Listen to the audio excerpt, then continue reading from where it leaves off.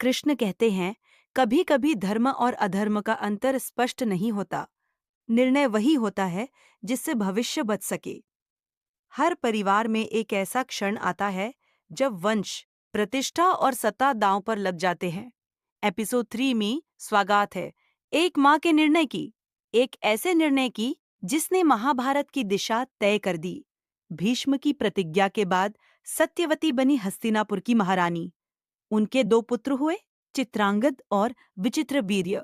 चित्रांगद युद्ध में मारे गए।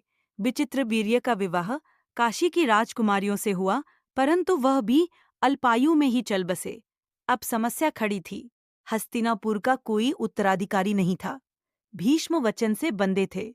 वे विवाह नहीं कर सकते थे। सत्यवती के सामने प्रश्न था, वंश कैसे बचे? तब उन्हें स्मरण हुआ अपने पहले पुत्र का, महान ऋषि व्यास।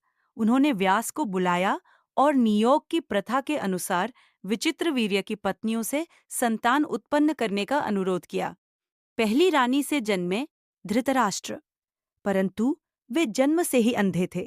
दूसरी रानी से जन्मे पांडु और एक दासी से जन्मे विदुर। 3 पुत्र, पर तीनों का भाग्य अलग। यहीं से शुरू हुआ वह संघर्ष जो आगे चलकर पांडव और कौरव के रूप में प्रकट हुआ।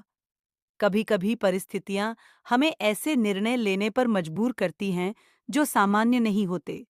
सत्यवती ने वंश बचाया, पर क्या वही निर्णय आगे चलकर संघर्ष का कारण बना?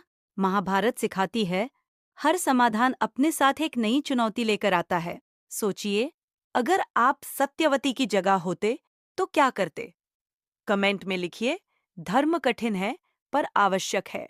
अगले एपिसोड में धृतराष्ट्र, पांडु और विदुर का बचपन और हस्तिनापुर की राजनीति की शुरुआत। यह महाभारत है जहां हर निर्णय इतिहास बन जाता है।